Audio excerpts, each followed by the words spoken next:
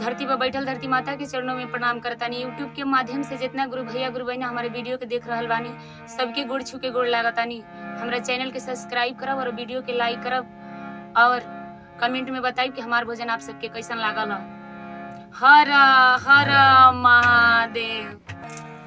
तो हमरा शिव गुरु के अखिया लाले लाल बा, कमर में मेरे गाछाल बा। हमर शिव गुरु के अखिया लाले लाल बा, कमर में मेरे गाछाल बा।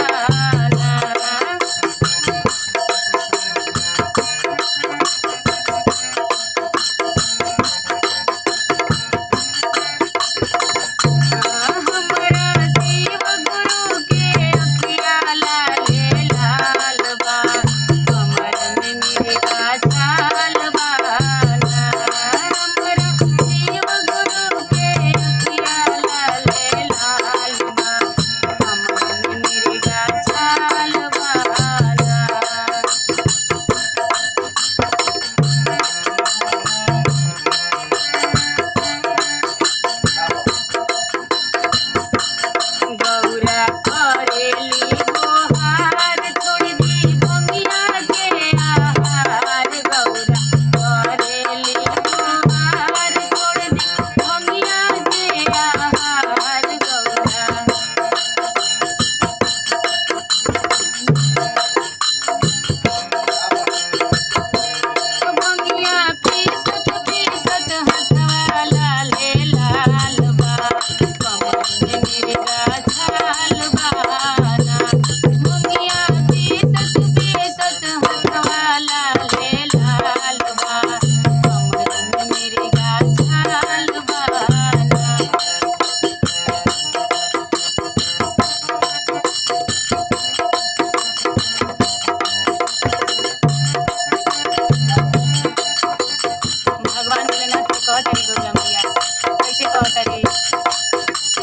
गौरा करेली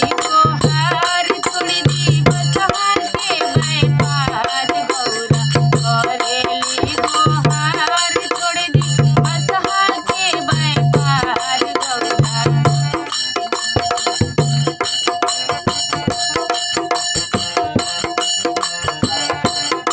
डोरिया घीचत घीचत हथवा लाले लाल बा, हमरा शिव गुरु के अखिया लाले लाल बा, कमर में मेरे गाछाल बाना।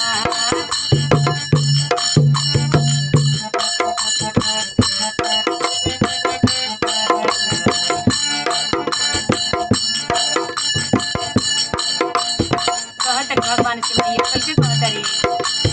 गौरा करेली गोहार छोड़ी दी मड़ई के बाजार। गौरा करेली गोहार छोड़ी दी मड़ई के बाजार। गौरा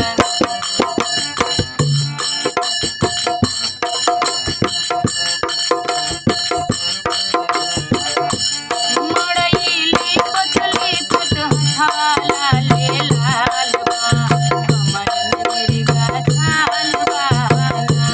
मड़ई लिपत लिपत हथवा लाले लाल बा, कमर में मेरी गाछाल बाना। हमरा शिव गुरु के अखिया लाले लाल बा, कमर में मेरी गाछाल बाना। हमर शिव गुरु के अखिया लाले लाल बा, कमर में मेरे गाछाल बाना। हर हर महादेव। बोल मैया भवानी की जय।